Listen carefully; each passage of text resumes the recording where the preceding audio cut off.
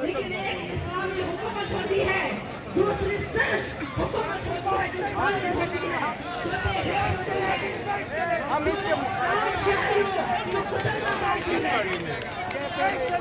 मैं यहाँ से ये कहना चाहती हूँ कि ये रवैया बर्दाश्त नहीं किया जाएगा, ये रवैया बर्दाश्त नहीं किया जाएगा।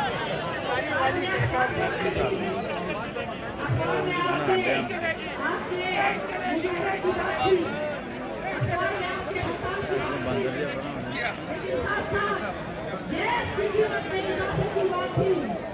गैस 14 रुपए इजाफा हो गया है गैस की कीमत में। बिजली की कीमत में हर हफ्ते 2-2 रुपए इजाफा होता है। जब से ये हुकूमत आई है एक दफा हमारे सरकारी मुलाजिमीन की तनख्वाह नहीं बढ़ी। महंगाई में